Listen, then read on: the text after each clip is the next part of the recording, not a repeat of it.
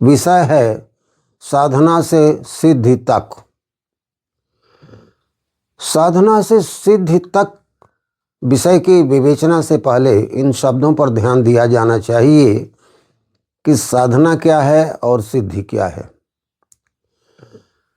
साधना वह प्रयास है जिस प्रयास के द्वारा लक्ष्य को पाया जाता है, और सिद्धि वह लक्ष्य है जिसको पाने के लिए साधना की जाती है।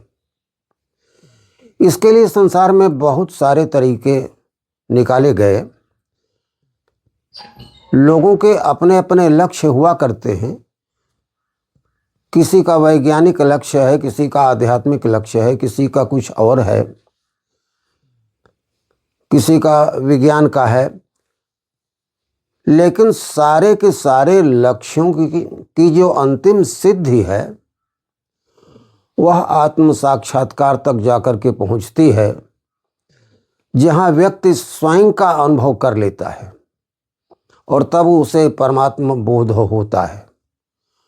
वो अंतिम परिणति सिद्धि की है जिसको पाने के लिए साधकों ने, ऋषियों, मनीषियों ने, वैज्ञानिकों ने बहुत सारे प्रयास किए हैं और कितनों को तो कई जन्म लगा देने पड़े। बहुत सारी सफलताएं और विफलताएं उनको अपने साधना में मिली हैं, लेकिन उन्होंने रास्ता छोड़ा नहीं। सही रास्ता पकड़ने के बाद उसी पर चलते रहे। बीच में पड़ाव मिले, उन पड़ावों पर छोटी छोटी सफलताएं और विफलताएं भी मिली। कुछ लोग छोटी सफलताओं में ही विह्वल होकर के रह गए, आगे का रास्ता छोड़ दिए।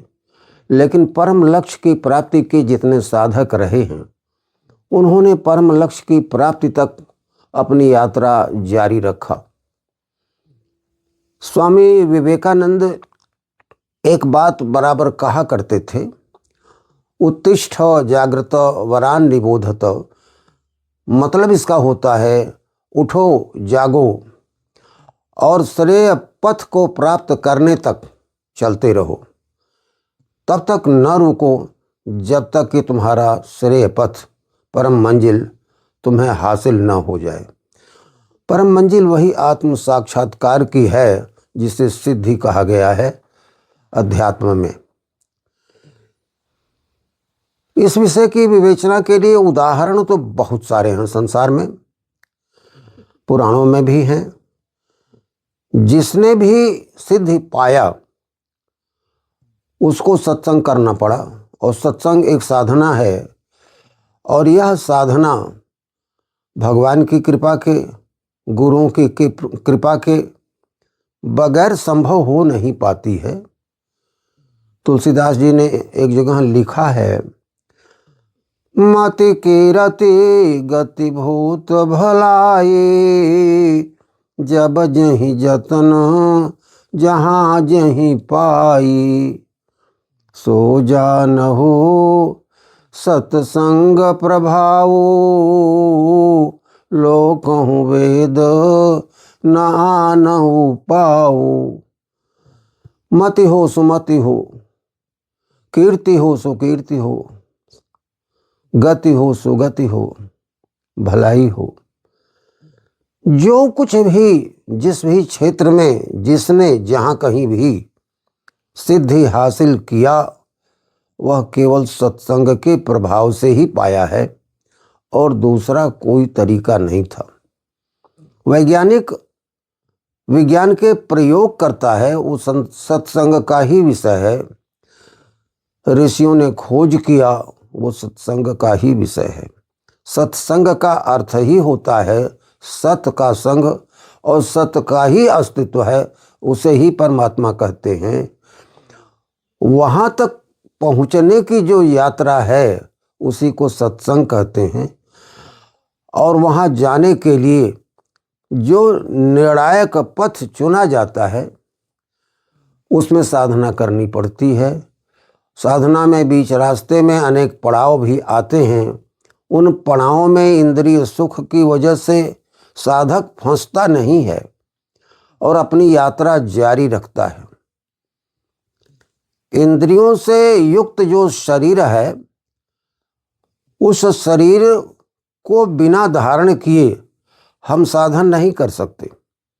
इसलिए हमें संसार में, दुनिया में रहना होगा।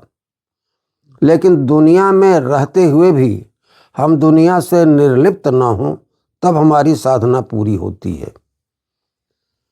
दुनिया को छोड़ करके या शरीर को छोड़ करके हम उस साधना को नहीं कर सकते।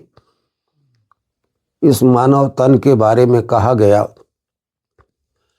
बड़े भाग मानुष तन पावा, सुर दुर्लभो सदग्रंथन गावा।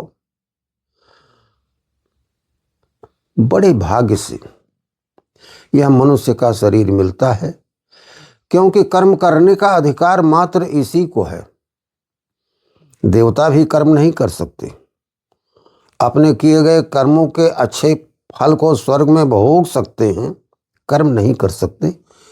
ये अधिकार केवल मनुष्य का है और मनुष्य ही साधना करता है। तो साधना के लिए जो पथ अपनाए जाते हैं, उन पथों के बारे में मनीषियों ने, तत्वदर्शियों ने जो रास्ता बताया है, वह मध्यम मार्ग का रास्ता है साधना का, जो सिद्धि तक ले जाता है। बीच रास्ते में भटकने की संभावनाएं ज़्यादा आती हैं, क्योंकि जितनी इंद्रियां हैं अपने अपने अर्थों में साधक को मोड़ती रहती हैं, लुभाती रहती हैं, लेकिन उनसे गुजरते हुए वह आगे चलता जाता है और अंतिम मंजिल तक पहुंचता है। ऐसे ही साधकों ने किसी भी क्षेत्र में, चाहे वह भाषा का क्षेत्र हो, विज्ञान का हो, समाज विज्ञान का हो, अध्यात्म का हो, जो सिद्धि हासिल किया है उन्हीं लोगों ने हासिल किया, जो बीच में भटके नहीं। इसके लिए भगवान कृष्ण ने गीता में जो मार्ग बताया था, अभ्यास और वैराग्य का, हम सतपथ का अभ्यास करते रहें, अभ्यास न छोड़ें।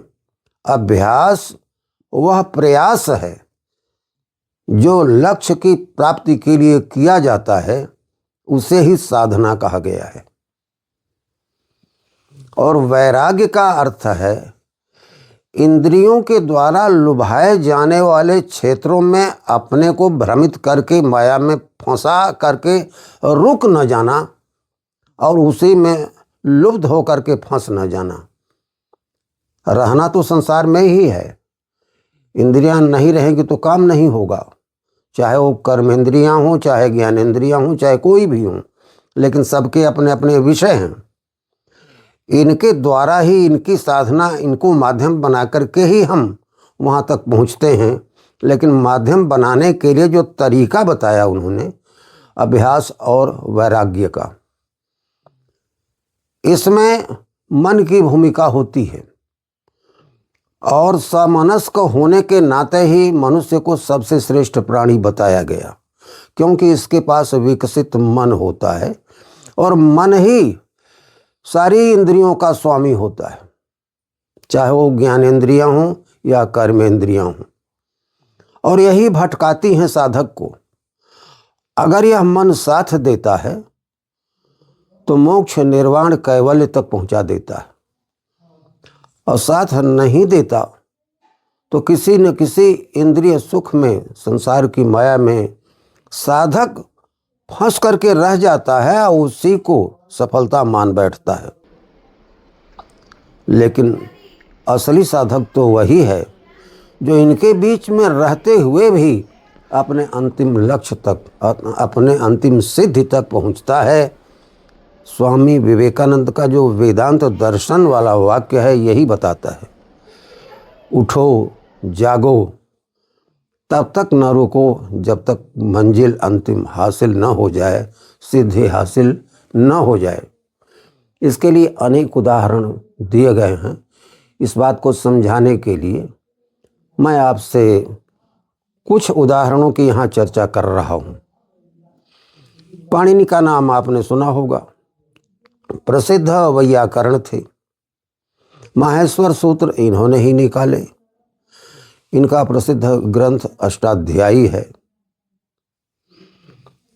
जिसको संस्कृत के अध्ययन करने वाले विद्यार्थी वेद के समान मानते हैं।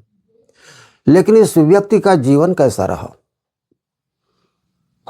जब ये गुरुकुल में पढ़ने जाते तो इन्हें मूर्ख की तरह से जाना जाता और उन्हें उपेक्षित कर दिया जाता। हार पटक करके विद्यालय से जब ये बहिष्कृत कर दिए गए तो इन्होंने तय कर लिया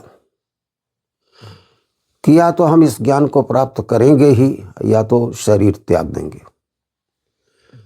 रास्ते में पनघट पर कुछ युवतियां, महिलाएं पानी रस्सी से खींचती हुई नजर आईं। वहां उन्होंने देखा कि रस्सी के बार बार के रगड़ से पत्थर की शिला पर घाट बन गया है, निशान बन गया है।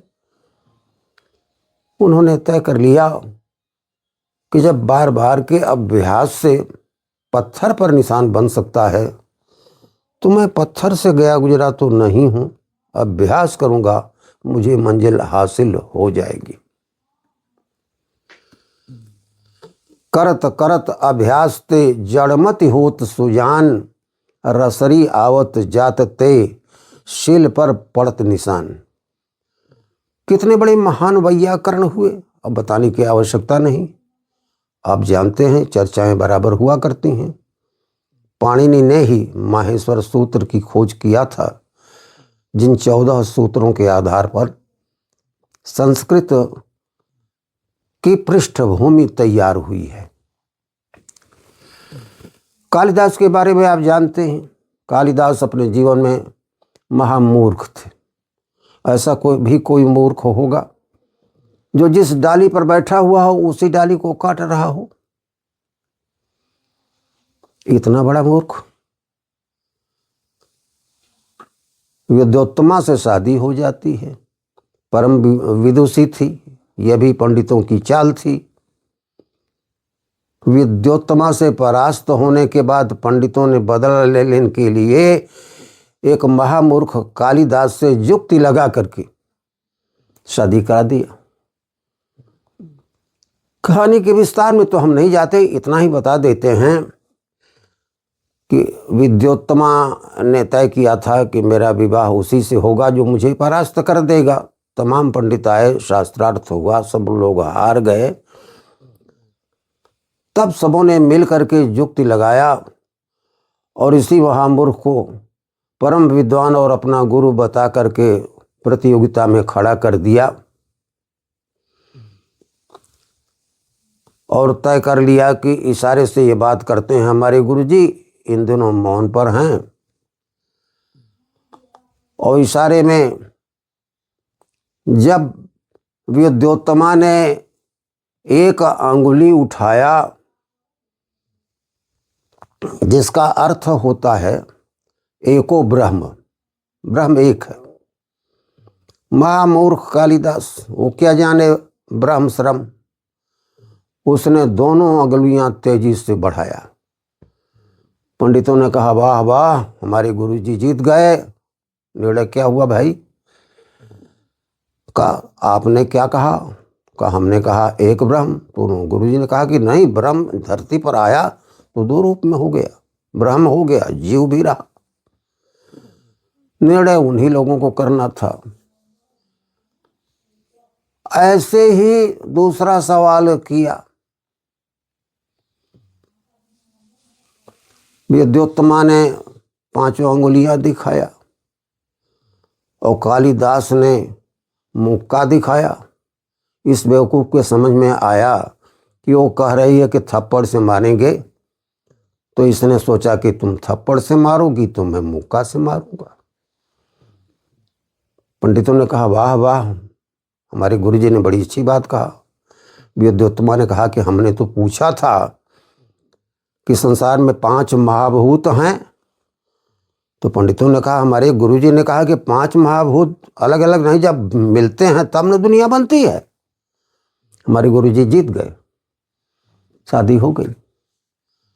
शादी के बाद विद्योत्तमा को मालूम हुआ कि यह तो महामूर्ख है, पंडितों ने छल कर दिया।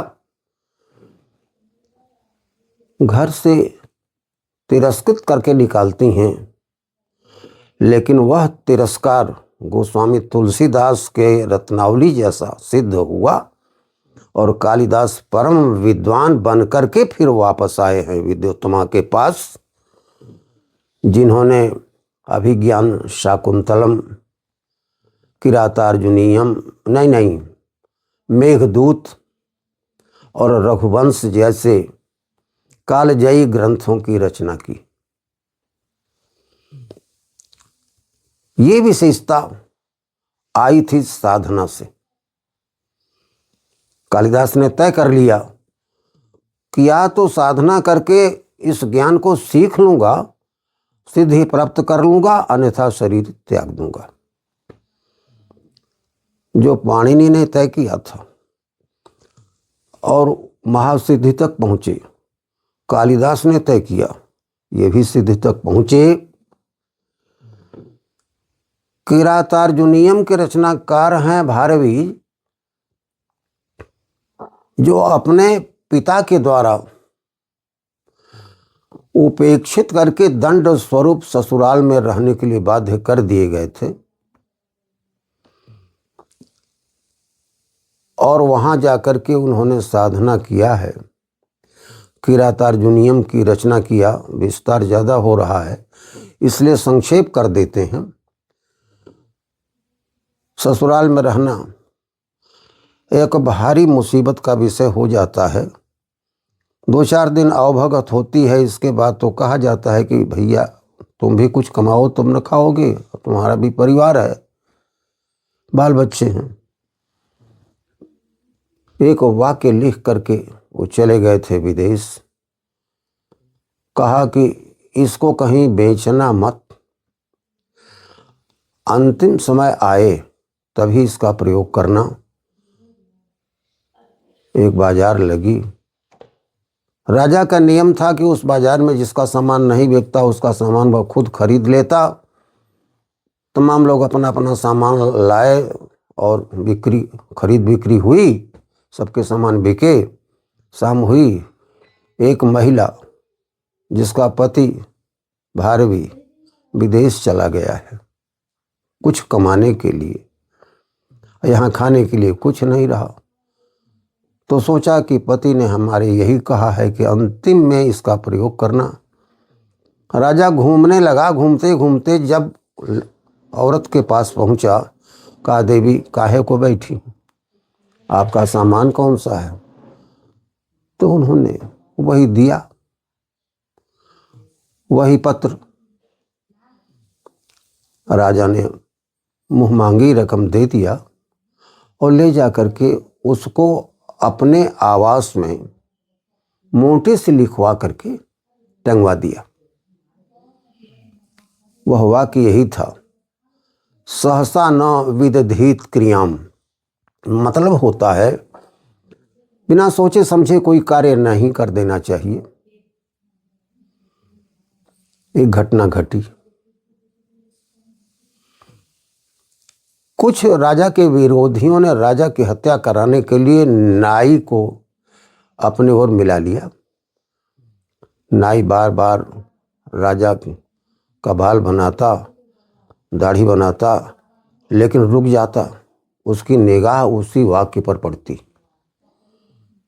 तय ये हुआ था कि छुरे से गर्दन काट देना, राजा मर जाएगा और हम लोग सफल हो जाएंगे। तुम्हें भारी रकम हमने दे दिया है और भी देंगे। उस वाक्य ने उस नाई की बुद्धि पलट दिया कि बिना सोचे समझे कार्य नहीं करना चाहिए। राजा ने पूछा कि देर क्यों करते हो, क्या देखते हो, क्या सोचते हो? सारी बात उसने उगल दिया। विद्रोही पकड़े गए, दंडित हुए। राजा ने नाई को भी पुरस्कृत किया और उस महिला की खोज में चल पड़ा जिससे यह वाक्य मिला था। पता लगाने पर मालूम हो गया, भारवी का पता लग गया, भारवी को राज सम्मान मिला। ये साधना और सिद्धि की कहानी के संदर्भ में हम जा रहे थे, विस्तार थोड़ा हो गया। न्यूटन ने गुरुत्वाकर्षण की खोज किया था, प्रसिद्ध वैज्ञानिक था। फल पेड़ से गिरा, नीचे आया। उसने सोचा आकाश तो नीचे भी ऊपर भी है, फल ऊपर क्यों नहीं गया? कोई न कोई कारण है। उसने पता लगाया कि धरती में आकर्षण की शक्ति है, इसकी वजह से नीचे आया। उन्होंने आकर्षण के सिद्धांत, गुरुत्वाकर्षण के सिद्धांत निकाले। इसके लिए उन्हें बहुत प्रयोग करने पड़े।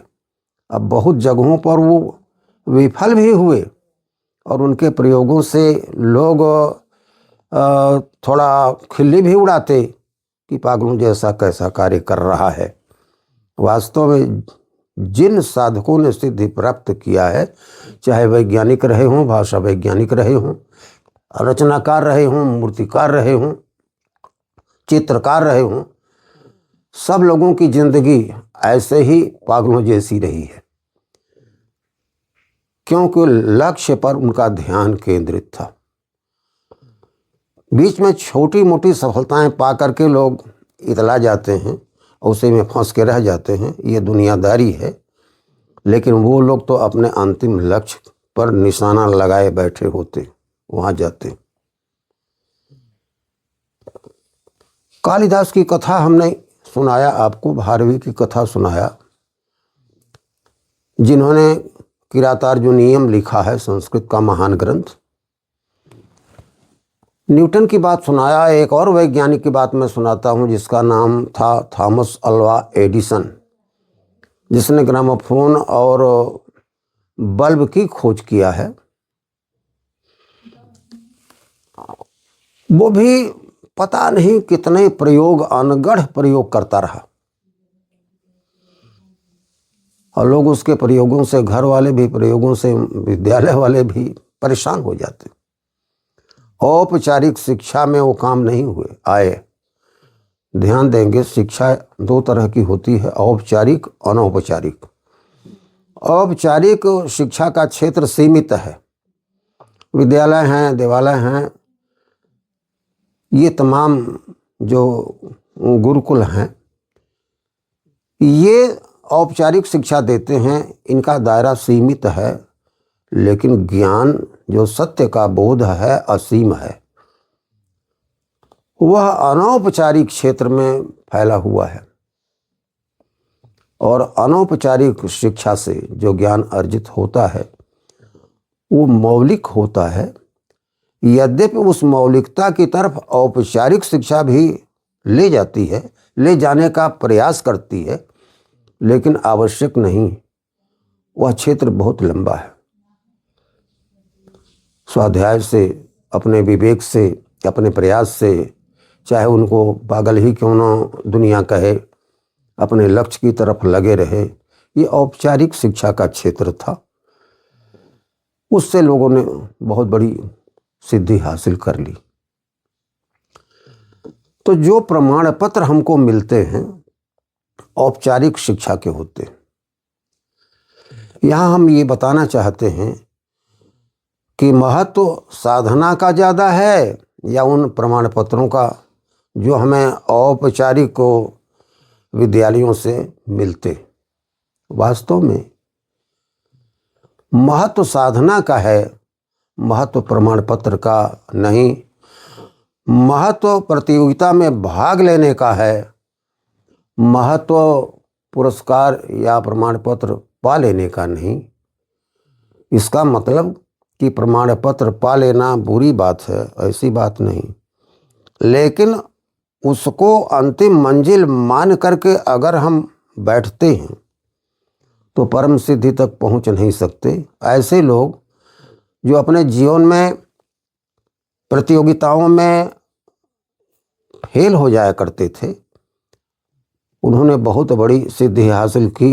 रामानुजम की चर्चा आती है, गणित में बहुत बड़ी खोज किया उन्होंने।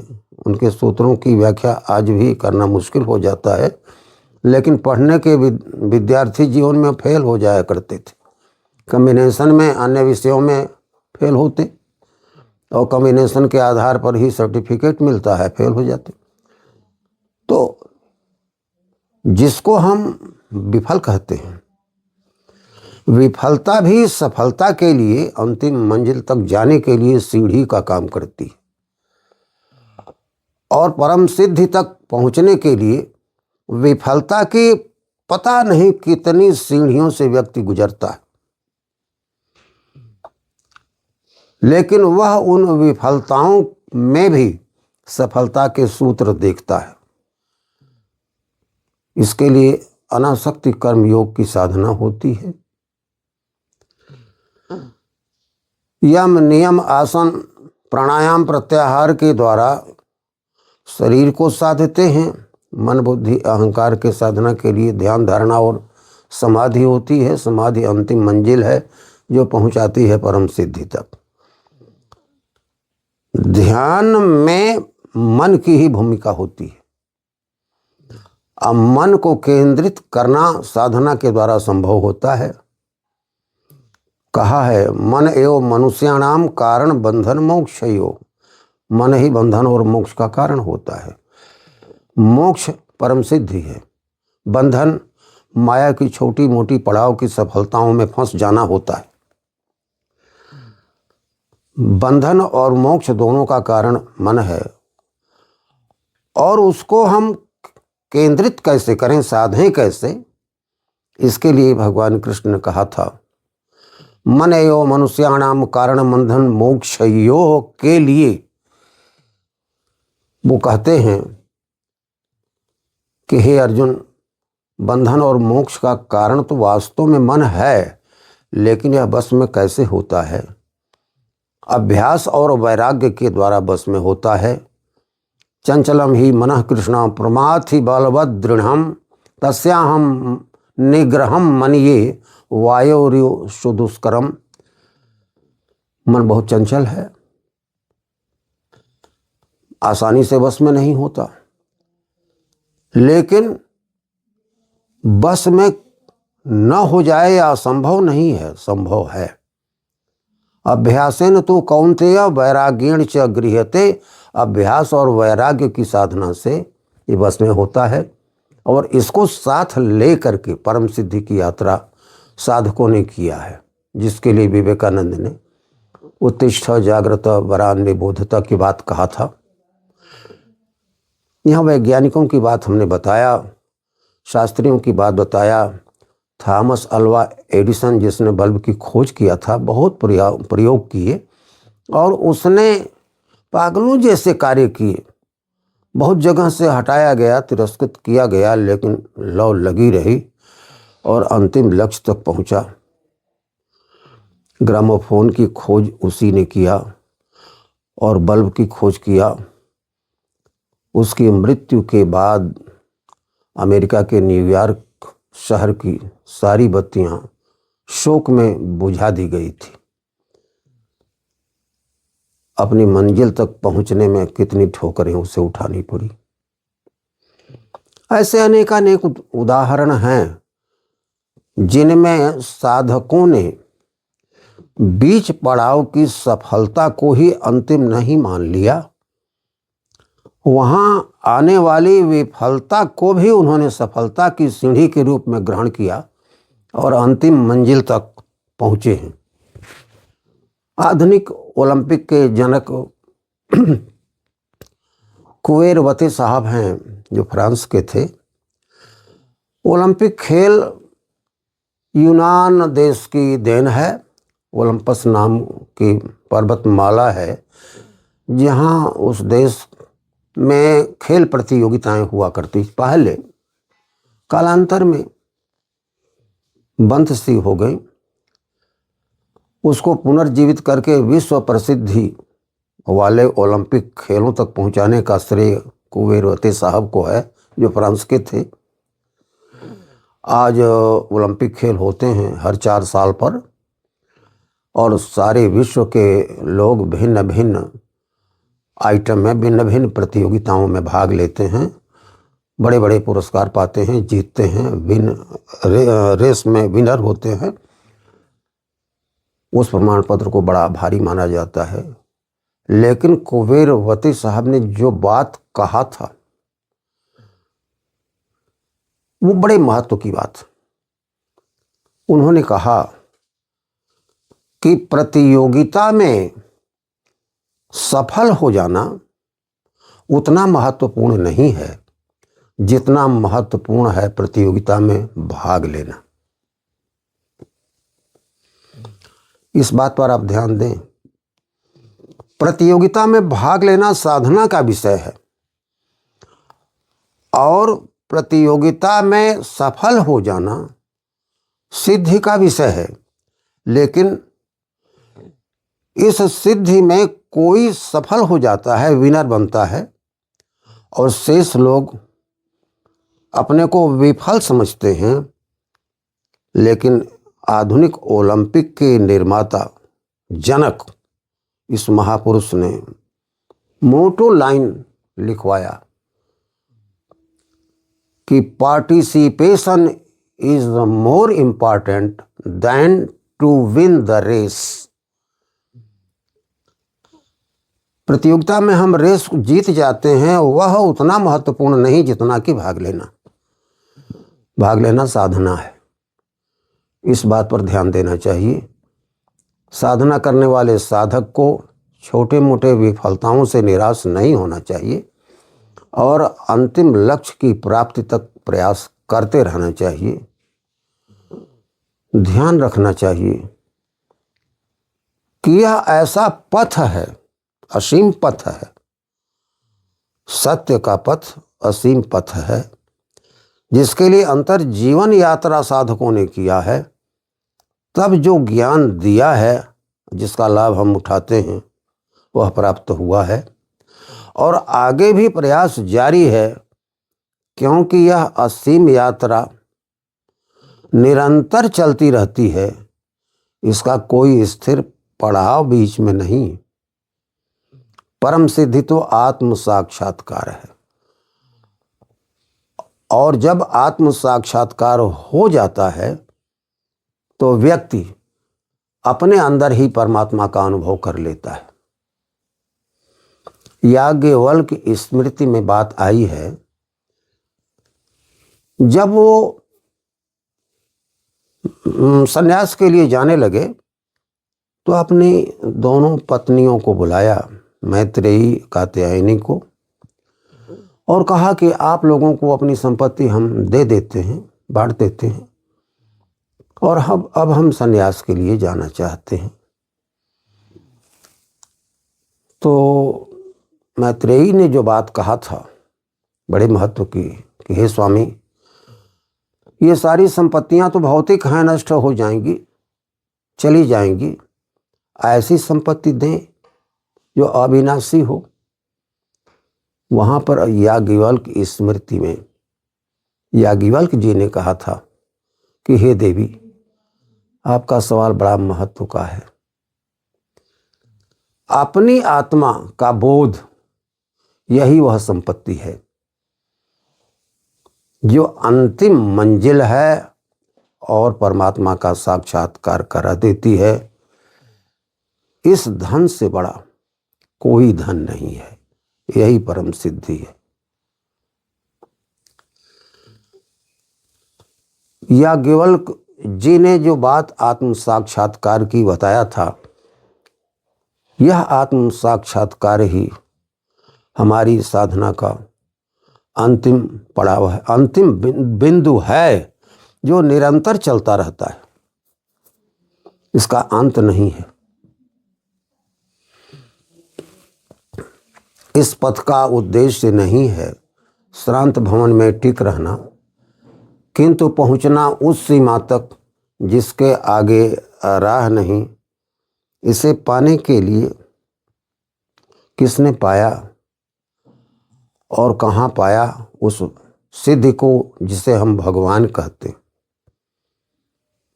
भगवान को पाना है तो आपको भगवान बन जाना होगा। जॉर्ज बर्नार्ड शॉ ने ये बात कहा था। गीता में उस भगवान को सिद्धि को प्राप्त करने के लिए निष्काम कर्म योग की साधना बताया था, अनासक्ति योग की साधना बताया था।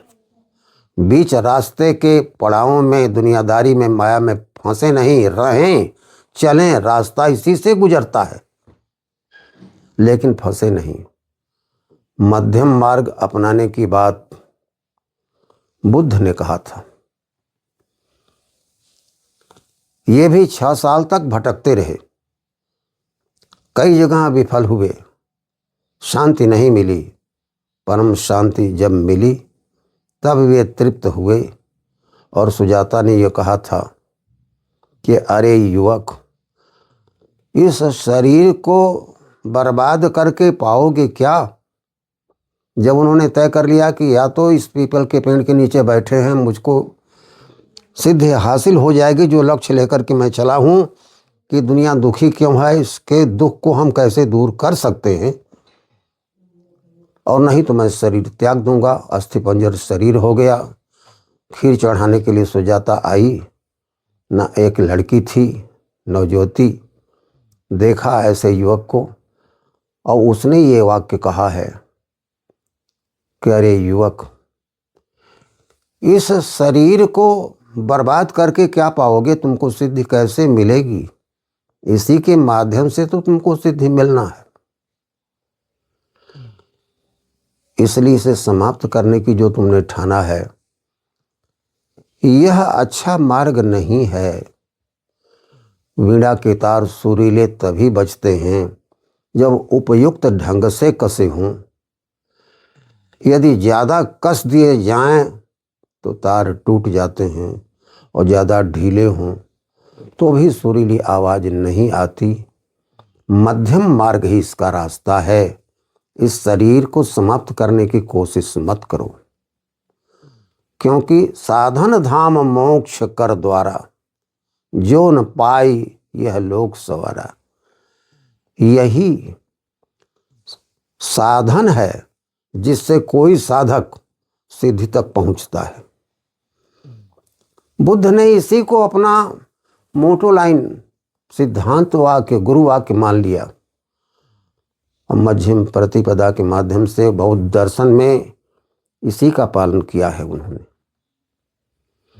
सम्यक दर्शन की बात कैवल्य में महावीर ने किया था। उन्होंने भी 12 वर्ष तक साधना किया था। ये भी राजा के पुत्र थे, बुद्ध भी राजा के पुत्र थे। 6 साल साधना किया। बौद्ध दर्शन चलता है, उसमें मध्यम मार्ग की बात कहा। 12 साल की साधना महावीर वर्धमान ने किया, उनको मार्ग मिला। वह मार्ग भी मध्यम ही है। सम्यक बोध को उन्होंने कैवल्य उनके यहाँ परम सिद्धि, जिसको बुद्ध निर्वाण कहते हैं, भक्ति साहित्य में जिसे मुक्ति कहा गया, कैवल्य की प्राप्ति के लिए सम्यक योग की बात कहा था। भगवान कृष्ण ने गीता में मध्यम मार्ग की बात कहा था, निष्काम कर्म योग के माध्यम से। सारे महापुरुषों ने उस रास्ते को बताया है। तो साधना से सिद्धि के प्राप्ति के बीच में अनेक पड़ाव हैं।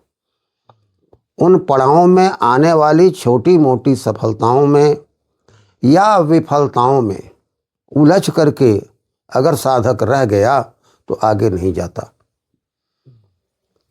सफलता, छोटी मोटी सफलताओं से ज़्यादा विफलता परम सिद्धि तक पहुंचाने में सहायक होती हैं। विपत्तियां संपत्ति से साधक को ज़्यादा मार्ग प्रशस्त करती। इसीलिए माता कुंती ने कहा था कृष्ण से कि हे कृष्ण, मुझे विपत्ति देना। पूछा काहे के लिए? तुम्हारी याद आती है, संपत्ति में भूल जाते हो। तुम्हारी का मतलब भगवान, भगवान का मतलब परम सिद्धि, परम सिद्धि का मतलब ईश्वर साक्षात्कार, परमात्मा का साक्षात्कार, परमात्मा का साक्षात्कार का मतलब आत्म साक्षात्कार, क्योंकि आत्मा परमात्मा एक ही है। ये परम सिद्धि है। इसलिए विपत्ति मांगा था। जितने भी महापुरुष संसार में हुए हैं, बहुत बहुत कष्ट झेला है इस साधना के लिए। बीच के माया के पड़ावों में फंसे नहीं हैं और निरंतर चलते रहे। वेदों का चरय वेति दर्शन यही है, चलते रहो चलते रहो। गुरु ने शिष्य से कहा, जहाँ तक पहुँचे बताया, आगे तुम यात्रा जारी रखो, ये असीम यात्रा है। इसके लिए एक बात मन के गीत में आई है, उसका थोड़ा उल्लेख कर देते हैं। भगवान तुझे ढूंढने जाऊं कहाँ कहाँ। भगवान परम सिद्धि, ढूंढने वाला कौन? साधक। क्या करता है? साधना। साधक साधना करके सिद्धि तक जाता है। उसके लिए बताया गया कि 3 सूत्रों पर ध्यान दे आदमी तो सही इंसान बनेगा, और सही इंसान ही उस रास्ते तक, उस मंजिल तक पहुंच सकता है। बकिया सबों को बीच में ही भटक जाना पड़ता है। छोटी मोटी सफलताओं को लेकर के लोग बेहवल होके इठलाते रहते हैं, लेकिन मंजिल तक नहीं पहुंच पाते। उसमें 3 सूत्र हैं, परिश्रम, ईमान और उदारता। अपने कर्तव्य का निष्ठापूर्वक, श्रमपूर्वक पालन करे, और जो भी उपार्जित हो मिल बांट कर उपभोग करे। हर स्तर पर ईमानदार रहे, हर स्तर पर, और सारे संसार को अपना परिवार समझे, सबके सुख दुख को अपने जैसा समझे। मन के गीत में वो कविता आती है, जो अपने श्रम की कमाई को भी मिल बांट कर खाता, जो अपने श्रम की कमाई को भी मिल बांट कर खाता, सहे बहु कष्ट पर ईमान से तोड़ा नहीं नाता। जिसे संसार हो परिवार, जाने पीर पराई, वही इंसान खुद भगवान को अपने में पा जाता, अपने में पा जाता। परम निर्मल सरल मन भक्त जन रहते जहां जहां, सही किसलय कुटीर वास है भगवान का वहां, भगवान का वहां। भगवान तुझे ढूंढने जाऊं कहाँ कहाँ। हर जगह तो माया का शैतान ही मिला। ढूंढा जहां, भगवान तुझे ढूंढने जाऊं कहाँ कहाँ, ढूंढा मिला शैतान का डेरा वहाँ वहाँ। भगवान तुझे ढूंढने जाऊं कहाँ कहाँ। ऐसा इंसान, सही इंसान साधक होता है, परम मंजिल तक पहुंचता है। साधना से सिद्धि तक विषय पर जो बात हमने कहा था, उसमें तमाम महापुरुषों के उदाहरण दिए। एक नहीं, बहुत सारे उदाहरण हैं। इसको हम समेट करके यहीं समाप्त करना चाहते हैं और आपसे बताना चाहते हैं कि विफलता को आप सफलता से भी ज़्यादा महत्व दें। It is not important to win the race. To win the race may be important, but to participate, to gain, the chief aim is the supreme state that may not be compared to failure or success. This is beyond failure or beyond success. Here, failure may help you more than success. इसलिए ध्यान रखें, इस पथ का उद्देश्य नहीं है श्रांत भवन में टिक रहना, किंतु पहुंचना उस सीमा तक जिसके आगे राह नहीं। अस्तु। जय जगत।